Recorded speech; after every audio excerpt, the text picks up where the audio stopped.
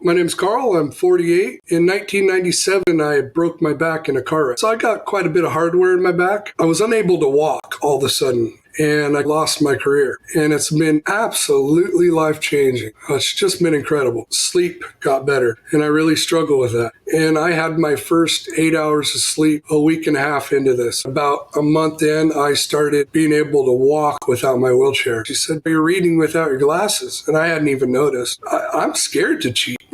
I'm scared to mess up because it just feels so good to have control over food. She went and got a freezer, put a half a cow in it, and said, "Please stay on this." Basically, a plant's job is to be toxic so things don't eat it. If you take away all the packaged, marketed food in a grocery store, what do you have left? And it's one aisle.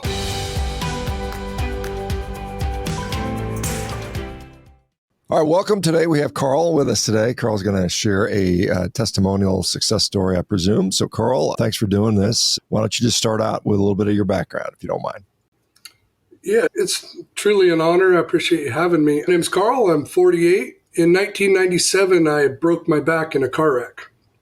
And I burst fractured L2, L3 vertebrae and S1. So I'm fused from T12 to L4 with what I think they called Harrington rods or back then. And so I got quite a bit of hardware in my back.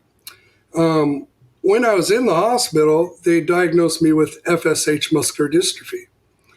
And I'd had signs of it through puberty. The onset is generally puberty. And I was having trouble lifting my arms above my head. It affects your face, your shoulder muscles, your core. It can affect everything, but generally that's its area. And also the spinal cord injury severely damaged my bladder and bowels. For 20 years, I managed to recover pretty good. I was paralyzed below the waist for almost a year and made my way back to just an incomplete paraplegic, to where I was just basically paralyzed from the knee down on the left leg. And I had foot drop, which made me need to use an AFO, an ankle foot orthoses. And I was in school for semiconductor electronics college, and I hated the orthoses I was wearing and quickly thought, oh, I could do better as a college kid, and ended up getting into the field of orthotics. Several years later, I was a BOCO certified orthotist prosthetist. And I managed to travel the world and sell mainly lower extremity orthotics and prosthetics and fit a bunch of patients. But leading into my carnivore story, all that time I really struggled with my weight. It was a constant battle. And this was 2004 through 2018 was my career. And so in 2004, the keto diet wasn't really around. It was more like Atkins. It was just the low carb. And all those worked for me for about 6 months. And then I would stop them and gain the weight back almost in double. And I went on this cycle for a long time. And in 2018, actually, I was unable to walk all of a sudden. My spine was swelling and I lost my career. And I should have prefaced by saying this whole time from 97 to 2018, they had me on opioid pain medication. I didn't abuse them that whole time. I had a wonderful career. I look back and I think it was a complete wrong decision. In 2018, when I lost my career, and began to hurt more, I started taking more of them. And I just went downhill. And I stopped cold turkey in 2020 and did really well with it. It was awful. It took me about a year, honestly, to really recover. And it took me about 2 years to get back to, okay, now you've done this, what else do you do? And I just was so scared of the keto because it's not sustainable for me. Could be for others. I went to my doctor and they sent me to a nutritionist who quickly put me on a 800 to 900 calorie diet a day. And yeah, that works. But it's I don't know how a person can function on that. I'm not enjoyably. And I actually came across you first on YouTube, and I started researching it. And something a mentor taught me way back when was to go into everything with the three things, which is love, common sense, and honesty. And if it's missing any one of those three things, don't go with it. And when I really started studying carnivore, it met all three things, and it just made sense scientifically. And of course, I'd backtracked to when I did keto, and it was a better version of that. And it just led me right into doing carnivore, and I'm going on 4 months now, and it's been absolutely life-changing. It's just been incredible. I have my ups and my downs, but the downs are more about feeling so lied to. I look back, and I was in the medical field, and I was around really intelligent, smart people my whole life, and I just don't know how this couldn't have been addressed a long time ago. It just is so obvious. And that's just mainly my downs, is having to defend it, which I almost refuse to do anymore. and just feeling really lied to about so much medically. And I will say too, in my background with prosthetics and orthotics, things changed yearly with what we thought we knew, and then we completely address it in a different way. Just from the period of time I was doing it, we went from physical therapy labs having $1 million worth of equipment in there to have a patient push his feet out or have them open their legs and abduct. And when we realized that you could do all this weight bearing and it translates to functionality better, you don't need the machines. And just in that period of time, they got rid of $1 million worth of machines, and now people are doing everything weight bearing. They're looking for more mobility, that type of thing, instead of locking people up in a cast. And that's just something I think about in this, is that we discover things that were wrong all the time. With the carnivore, it seems a little more difficult, though, because it just seems like there's this underveiling, something holding it back, whether it's marketing, whether it's something bigger than that. But something's definitely got its thumb on it, and it's a little bit frustrating being as the community I see with you and everyone out there. So, you said it really improved your quality of life, or made a lot of difference in your health. Can you maybe go into that a little bit since the 4 months you've been on? What's changed?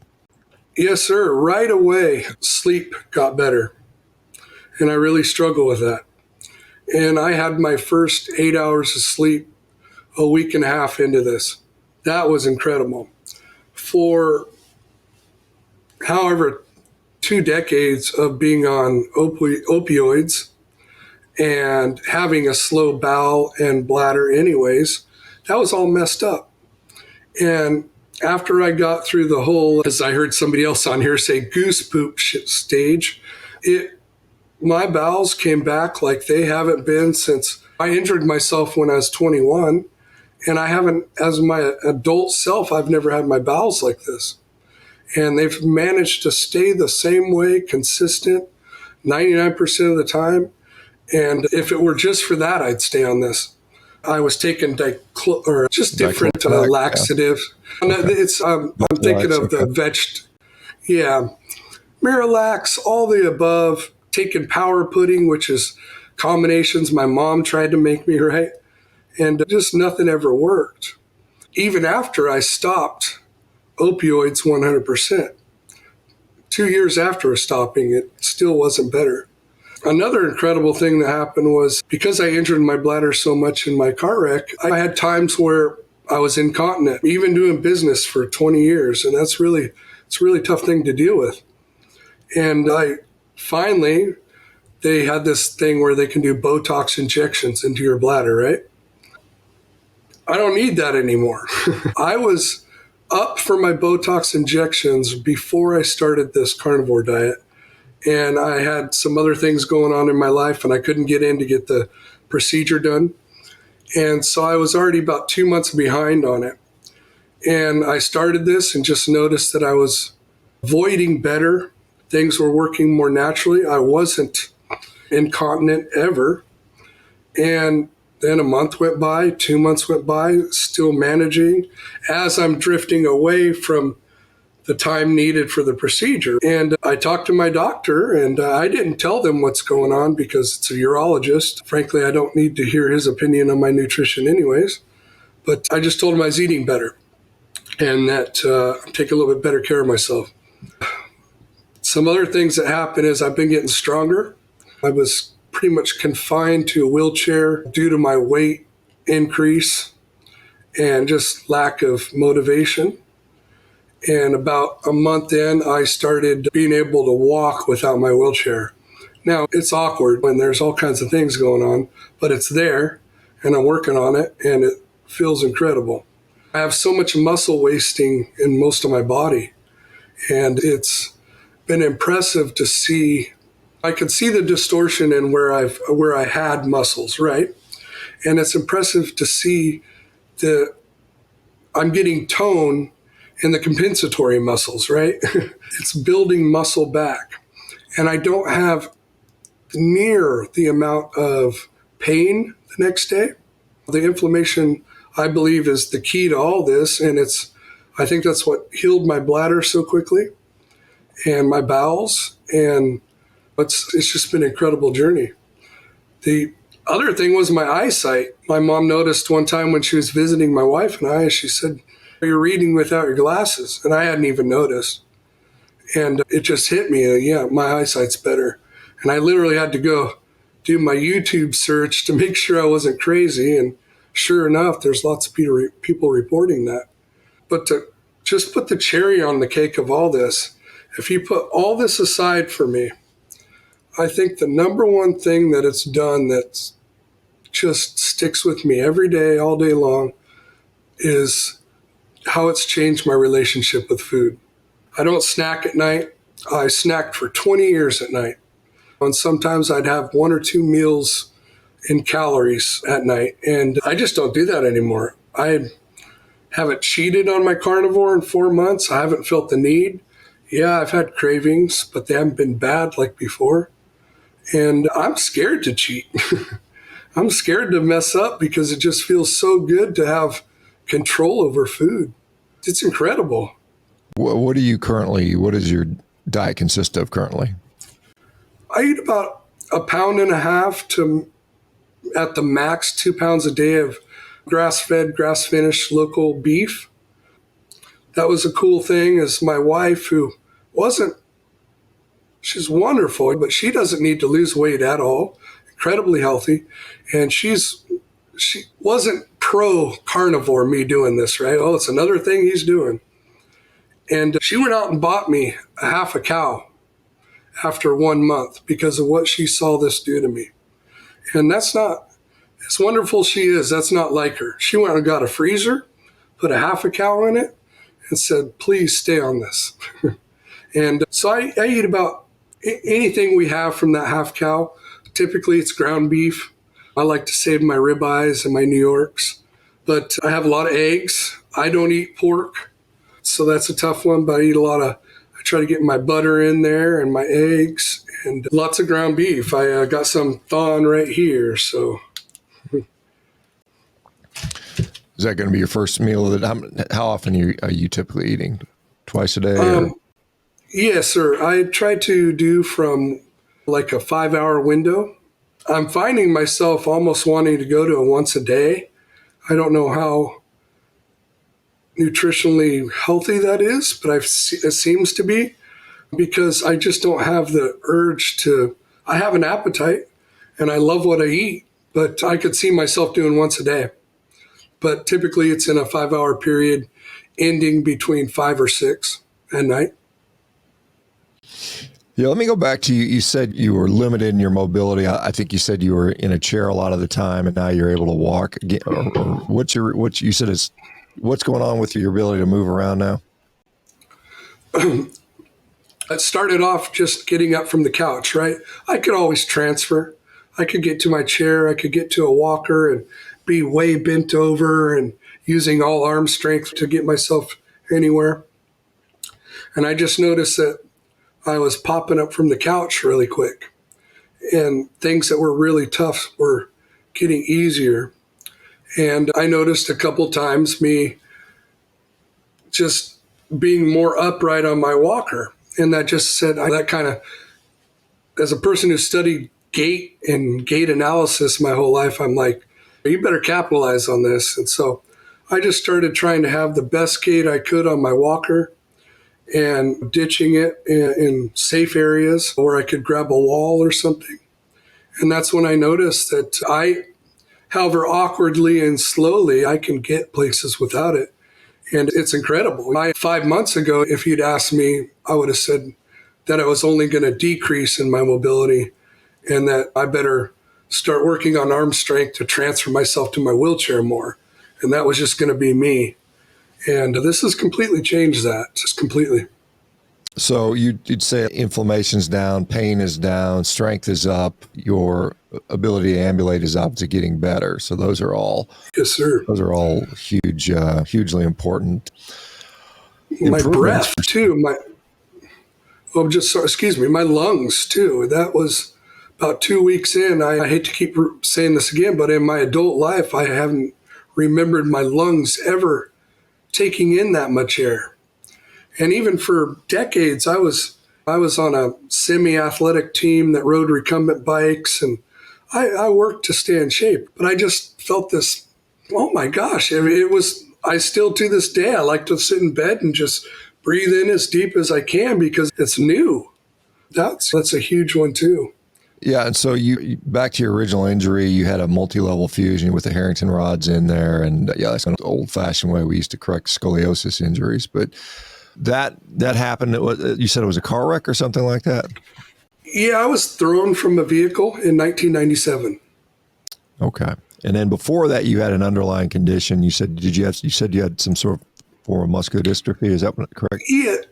Yeah. There was my mom has the muscular dystrophy. It's in her genes. And then my sister had it way worse than I did. When I discovered, I was an outdoors kid and always really strong. And all of a sudden I couldn't do push-ups or pull-ups about midway through puberty. And my dad was a pretty sharp guy. And even back in the 80s was researching it and said, you've got some kind of muscle wasting thing going on, even though back then they couldn't diagnose it. But yeah, it was pretty obvious by the time I had finished high school. I had winging scapula, which is very obvious with my shirt off, but other than that, you don't really notice it. And just other asymmetrical weakness across my body that's explained like you got something going on. But officially it was diagnosed during my back injury. Yeah, sometimes that condition can be associated with facial weakness, shoulder weakness, hip weakness, eye problems, fatigue, pain. Yep. Did you have some of those, and has the diet had any impact on that you can tell? Yeah, overall, I'm just getting better, stronger. My stamina's way up. I got to sit up all the way in bed to roll over, and that's just become really easy. I remember taking 5 or 6 shots to sit up. I got a pretty big fusion going on in my back, and it can be tough to get to a seated position. And now I'm sitting up like I did back when I was younger and things like that. And there's just these little things that keep occurring. The strength and stamina are huge, though. I was sleeping so much during the day, partially because I wasn't sleeping a lot at night, that it was really scaring my wife. And I never had any ambition to go do anything or motivation. Everything seemed just like you're going to be too tired. And that's just completely gone. Now it's like I've got a lot of energy and I'm being halted by my physicality now, which I like it, right? Give me all that energy. I'll deal with the physicality of it. I think you said you were able to lose some weight as well. How much do you think is due to the weight loss, or do you think there's other things going on? I think a lot, but I have not weighed myself for 2.5 months. I refuse to. At this point, it's almost a stubborn thing because I don't care. But that being said, I'm down a size in pants, right? all the shirts I used to like to wear and T-shirts that were belly shirts on me 4 months ago, I can now wear. And there's noticeable things. And my wife mentioning it. She's not a person that mentions something unless she means it. And so I could trust her judgment. She's just, oh my gosh. But I'm real scared about weighing myself. I have a doctor's appointment coming up at the end of this month. And I know they're going to be surprised. So I'll know there. But I started on this diet at about 315. And just over a month into it, I was down to 280. That was all water, right? But it slowed from there, but it's been wonderful. One of the things I noticed is I stay tan. I don't know if that's something, but everyone asks me when have you been out in the sun? My arms and face stay tan, and my skin's terrific. I've always had real bad bags under my eyes for the last 10 years, and those are going away. There's just been so many positives that you just want to tell the world, but the world's not ready to hear it. Yeah. And so you mentioned you went to a urologist, came off the Botox injections for the bladder spasticity or the incontinence that was probably associated with that. Any other physicians that you've seen recently that have noticed or maybe discussed your diet or something? Maybe not. I'm not sure. Yes, sir. I went to see my neurologist. It's the smartest doctor I've ever met, and I met quite a few just doing what I did in the past. And he's been my neurologist since day one after my back injury. Yes. And he was just saying that different I looked, that he hadn't seen me look so healthy.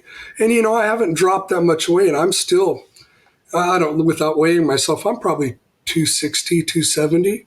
I could be down to 200 pounds, especially with the lack of muscle mass I do have in my body. And he just kept commenting on how good I looked and sounded. And I mentioned it to him. I said, I've been doing a really high protein, almost zero sugar, zero carb diet. And he goes, oh, carnivore. And I said, oh, I don't mention that. I call him by his first name, right? I said, I don't mention that, Victor. And he goes, yeah, me neither. He goes, if I did, I'd have to change my practice. And it was just funny banter we had back and forth. But he basically gave me the thumbs up. He said, hey, look, I'm not a nutritionist, but with any of my patients, if they're healthy, thriving, and they're putting non-processed foods in their body, I say go for it. So that was really the only positive interaction I've had. I had one other that was basically the nutritionist that had put me on the 800 to 900 calorie diet. And very sharp person, but they're not a doctor.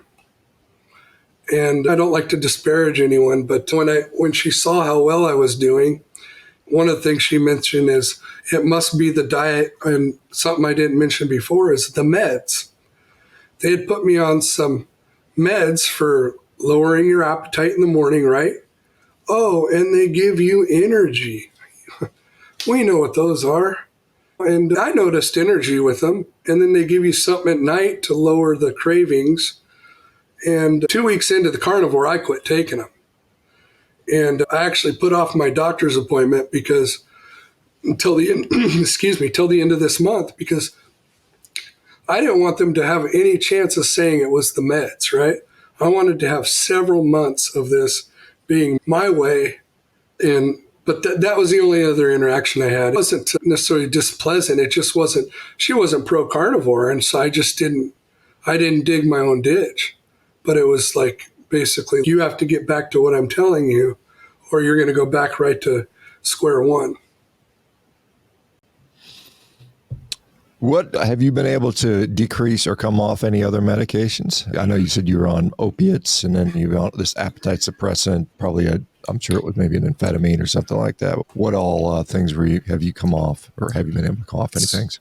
I take a drug that you could probably describe better than I can, of course, but it's called ropinirole. I believe it's for Parkinson's also.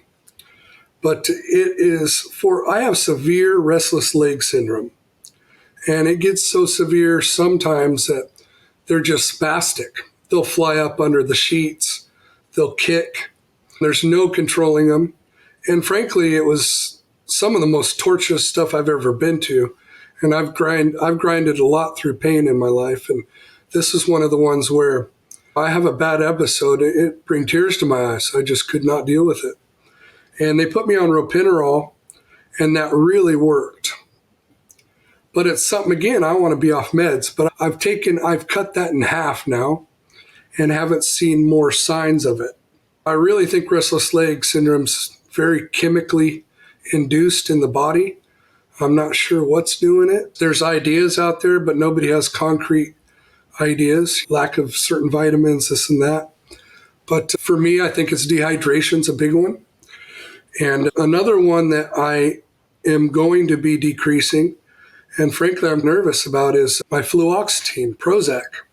One of the things when I came off my pain meds is, you better be on something.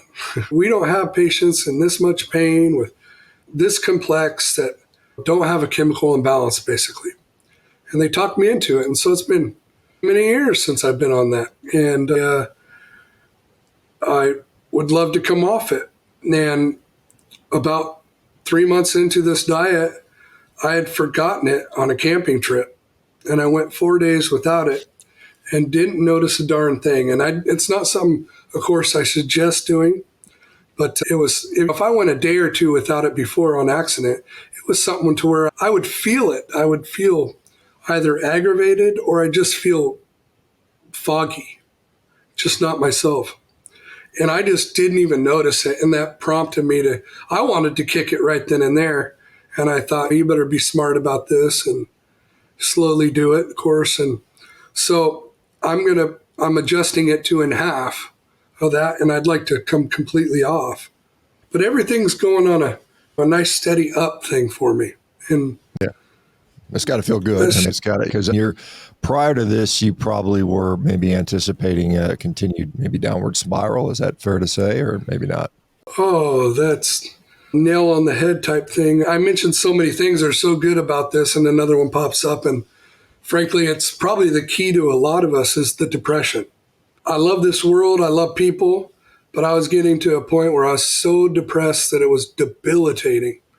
And I thought I was hiding it, and people would see it on my face when I didn't think it was there. And it was getting really bad. I was dealing with, you're going to end up being in a chair in another month, 6 months. It's going to get down to the point where you're going to have trouble transferring. You're not going to even be able to stand and lean over your hood. I love to work on my cars.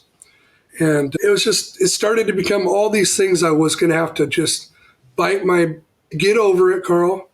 And this will be you, and you'll just get through it. And that's completely gone. Depression faded away. Anxiety's fading away. And I'm seeing things I can do. And I just never had anything like that in my life that's been like a magic pill for me like that. And it makes sense that nutrition is. So you had mentioned at the very beginning that, one of the quote unquote downsides was you feel like you've been misled. Can you maybe go into that a little more? Yeah. When I did my own research, the first thing I did was research plants. It's funny because when I did, one of the first things that came up that said 33% of all plants on Earth are toxic, right? And I'm like looking into that. I'm like, that's interesting. And that basically a plant's job is to be toxic. So things don't eat it, most of them. And that's all they're here for, right? And then I cascaded that into a search for how much of meat on Earth is toxic to humans or other things. And it's less than 1%. And that's when it was an early thing that hit me, that's a big one for me. Just right there, I don't know how you could take the science of that and not see a little bit of common sense there. And your study the other day on deuterium, that was next level, and how they've got it down to the very basics. And the fact that what does deuterium mainly come from what we eat? Fruit. And that was another thing that I looked up is the fruit is there to attract an animal. And by being sweet, the animal gets addicted to it. and they engorge themselves with it, which causes diarrhea and creates a perfect environment for the seeds to come out. And that's how the plant reproduces, right? Meat is a different story. And I'm not a ruminant. I don't have 4 chambers in my stomach. I'm not able to chew my cud and break stuff down. And there's just all these facts that are really hard to avoid, even when you have the government, the FDA, your doctors telling you no. I didn't go into this carnivore willy-nilly. It really scared me. One of the ways I could hurt myself is chemically in my muscles. And I didn't want to hurt myself. I'm done being hurt. And you better look into this. And I just couldn't find, just besides what ancient man had to do, that was almost enough there. So much so that in this 4 months, my mom, who's 70 now, wants to start this. And it's funny because now it's into the, would you put your mother on it? And it made me think about it all over again. Would I put my mom on this? And absolutely, absolutely. I think I'd tailor it different to her so that it was transitioned a little easier than mine was. But her boyfriend, her man, is a rancher and has 1,000 pounds of T-bones in his freezer at any one time. She's in a perfect position. So that's when it hit me that I really do believe in this because, frankly, the community doesn't. I don't care who you're talking to. The smarter the person you're talking to or the more intelligent, the better they can debate you. But they'll debate you. And it just really trips me out. Yeah, it is interesting. Your point about how we have this symbiotic relationship with plants in the form of fruit, or mammals do. They eat the fruit, eat the seeds, and then they help to disperse them. There's a lot of different strategies for those fruit, like a dandelion. The wind blows it, or there's a lot of ways. Or sometimes the stickers will be transformed. But with animals, it's not symbiotic; it's antagonistic because we got to kill another animal to get its goodies, so to speak, to get its nutrition out of it. So it's much more difficult to acquire in a way because they're going to fight you for it. And so because it almost is this heuristic, something that's harder to achieve or to obtain is often get you a better result than taking the sort of the easy way in some ways. There's lots of ways to look at this. You'd mentioned that being a major. What other downsides? Well, you said you were worried about this. You didn't go into it like with just reckless abandon. You said you were very cautious. What were you concerned about being a problem for you?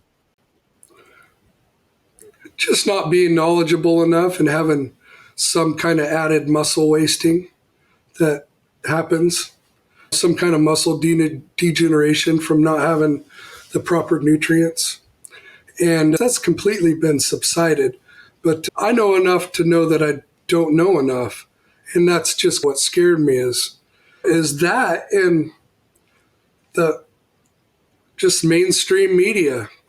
But it hit me. One of the things I've seen you say is if you take away all the packaged, marketed food in a grocery store, what do you have left? And it's one aisle. And you just can't package and market beef or meat, fresh meat, like you can other things. It's impossible. And I think that's very telling. I'm not going to get on a conspiracy thing, but it almost seems like there's some type of umbrella that we don't quite know is going on, or we do. And it's got us a little bit brainwashed. It was hard for me to eat more butter, just putting more butter on my steak, knowing that I should have a little more fat if I'm eating leaner cut. It's so brainwashed into me. I grew up with a food pyramid. And it just felt this is fat every time I put butter in there. And when you realized how the liver works, and you realize it's just not an issue. But I think they're not just necessarily brainwashing because our parents all had good ideas about them, but feeding me granola in the morning, a couple pieces of buttered bread. And I just think about the many times that we had pancakes and a big glass of orange juice. And I just think, oh my God, there's just nothing there to it. You've had a lot of things obviously done to you, medications, procedures, obviously a big spinal fusion. You've been on a medication. You said things like Requip or the Retro. Neural. Yeah. And then you've got this diet. How would you compare the efficacy, like 1 to 10? Like what's been the biggest game changer for you? Out of all the positives, Yeah, I would say what things have had the most impact positively on your life, even concluding surgeries, medicines, diet. What's been the most impactful for you? that's a tough one until I just go to the basics, and I think it's mental. If your mental state is not right, there's very little else that's going to follow. And despite all because I got a lot of physical changes right away with this, including mental, but the physical are so much easier to see. And so I'd have to say the decrease in anxiety and depression, the better outlook on life. I have to remind myself of certain situations to where, or my wife reminds me, she's, really, you want to take off and go somewhere right now? That just wasn't me before. And I'm a little bit jumping out of my skin. But I would say mental. I did this honestly to lose weight. That's why I started it. I didn't have any idea about the effect it would have on my relationship with food. That's been next level. I saw some vegan, not to say that in a disparaging way, but I saw a vegan doctor talking about the carnivore diet will suppress appetite. And I saw the other doctor say, I prescribe pills that do that exact thing. It just changes your relationship with the diet in a way that made it easier for early man to function. We think about them starving all the time when in all reality, they probably gorged themselves and were completely fine for a day and a half. They get real hungry. They go run around, get some more meat. The diet acclimated them better to their surroundings, all these things. And those types of things are what made me less scared. But again, yeah, the positive's been, I think people should go with the mental first and then all the physical. And I'm putting the weight loss at the back because you know what, everything else has been terrific. And I think I feel like I'm not losing weight that fast, but at this point, I'm doing this for the other things.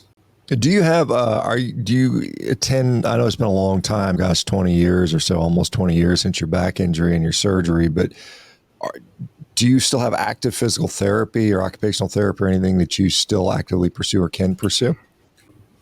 Yes, I'm not currently seeking help, but I've been getting on my stationary recumbent bike. And I also got a little hand cycle I've been using. And I've been doing little things like just taking cans of soup and twirling my arms, doing concentric or abdominal exercises, basically or intrinsic, trying to get my intrinsic pelvic muscles to fire and all those little things that I know really help me. So I'm actively doing what I've been trained to do over the years. I'm getting better at it. To be frank, I'm still really lazy. I've gotten this routine where for 5+ years, I was stagnant. It was bed to couch, to bathroom, to food, to couch. And that was my routine. And it's just not like that lately. But I still struggle to get on a routine of exercise, but I am doing it several times a week. And I don't have the soreness the next day, which has been huge too. Yeah, I would imagine you're obviously only a few months into this. I think you said 4 months. A year from now, if you continue to physically get better, you'll probably be able to do a heck of a lot more. Maybe you'll be able to walk for distances with minimal support, maybe just a cane or something like that, or quad cane or something. There's a lot of different options for you, perhaps. That the AFO is just on one leg. I can't remember what you told me. I think it was just one leg. Yes, sir. It's on my left leg, and my calf, the whole calf below the knees, completely atrophied. I have a 0 muscle test down there for any dorsiflexion or plantar flexion. And back around 2018, when I got really worse and couldn't travel for my career anymore, I started to develop foot drop on my right leg, which was a little complicated because is it coming from the swelling in the spine, which I had, and especially in L2, L3 area, or is it a product of the muscular dystrophy? And we did do an EMG, and it seemed like it was the waveform was more related to muscular dystrophy, oddly enough. So I don't wear a brace on my right leg, and I still have good muscle tone, but I do get a little bit of foot slap, not as much toe lifting during swing phase of my gait. And that was part of what led me all downhill, is I'm one of those guys that grind through it. You got a good attitude, just deal with it, accept it. So many times you talk to people in power or professionals, they tell you to accept it. And that's a real fine line of doing that, because I don't accept it now, and I'm getting better. Yeah, and your wife obviously said she noticed something fairly quickly on, so she was very supportive, probably initially skeptical, I'm sure, correct? Yeah, she's really sharp, probably way sharper than I am, I've come to find out. And her family is into nutrition. And so this is really off the cuffs for her. But she also trusts me. And I told her, look, if things are going wrong, my body's pretty good about telling me. And I think in the beginning, besides you drop so much water weight in the beginning, and your face thins out and other things, so you see that. But I know she noticed the anxiety levels, the wanting to go, even though at the time I wanted to go out to restaurants, which is a really odd time because we really didn't ever go out, because I was just, the anxiety and the depression just made me make up excuses not to go. And I'd just go get a steak. Hey, let's go anywhere and get a steak, piece of chicken. And she was really surprised at that. She's like, you want to go out in your diet discipline? That's, she noticed that, and she didn't want it to end. She's loved it. There's still been hurdles. One of the big ones is I almost 99% now cook for myself. And before that, it was 0%. And her love language is cooking. And she actually cooked very healthy. She made vegetables and lean meat and that type of thing. But I was getting a lot of carbs in them. And now she'll come home from work and I'll have a really good steak made for her. And I'll dice out some vegetables for her and saute them and make her steak separate. And that's really helped. I just don't want to force this on anyone. At first, I was so excited about it. I told everyone, oh, you got to do this. And you just don't force it. That's been what she's seen is that. I don't snack in bed. That's embarrassing, but she says, since I met you, you've been snacking in bed. And it's a really different thing. And it's embarrassing, but I'm like, you're right. And not once in 4 months, right? That's a change. How often are you getting outside now? Sounds like a lot of times before you spent a lot of time in the house, stuck maybe. Are you getting out a little bit more? Yeah, I like going out. Before the whole wheelchair, not walking thing, that was all within a couple of years. And honestly, I was in such a bad state, I never really got used to being in a wheelchair in public. And so I didn't really care for it. And now I'll let my wife go out and push me around. If we're in the park, the last couple of times I actually got behind my wheelchair and would walk through the park doing that, and then get tired and sit in it and take our dogs out. I'm 80% outside more. 2.5 months into it, we had gone down to a lake by us, and it was so beautiful out, right? And she gets me in my wheelchair. We just went down on this boat ramp. She gets me in my wheelchair, and I'm sitting there, and I hadn't been swimming in 5-6 years. And I'm like, this boat ramp, I knew the boat ramp. And I knew that it goes way out into the water with concrete. And it just clicked in my head as I could wheel myself out of my chair and go swimming. And then get right back in my chair, and it's a safe thing that can happen. And because I'm always worried. And she comes around the corner, she's walking the dog, she's looking for agates and the shoreline. And she comes around the corner, and I was taking my pocket knife and just cutting my jeans down into some Daisy Dukes. Right? And she's, what the hell are you doing? Sure enough, I just pulled my shirt off and willed myself out, and I swam for probably an hour and a half, just reminded myself what I could do. And these are things I just would never have done. I know to other people, it's not a big deal, but these are things that I would have talked myself out of. Oh, there's no point. You're going to get wet. What if you don't get back in your chair? What if something happens? And it's been those things that have just told us both how wonderful this has been. Awesome, man. It's good to see you making such good progress, and I'd love to see how you're doing a year from now. I think there's so much potential there. You get down to get a little more weight off and get a little more functional. It could be that the wheelchair is just a coat rack and you don't use it very much. That would be really cool to see. Yeah, I try to stick to, I like what I have today and I'm going to progress. But if I had to just vomit my mind, I would say it feels like things are getting so much better that I'm going to be walking with distance.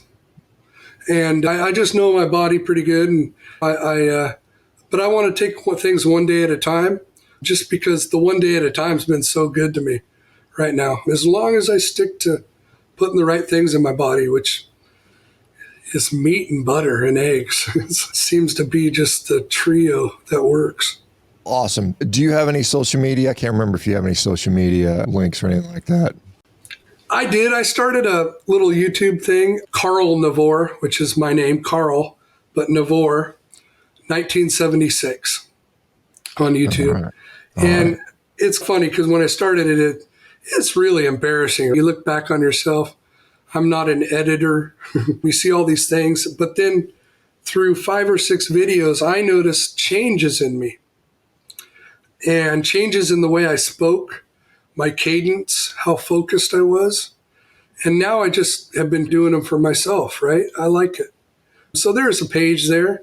But I'll tell you right now, they're incredibly boring. The editing's terrible. And you should have fun once in a while with it. All right, Carl. We just gone through an hour. It's been wonderful. Thank you so much for doing this. Appreciate it, man. Oh, it's an honor. Thank you. Thank your staff and the people out there that have helped me.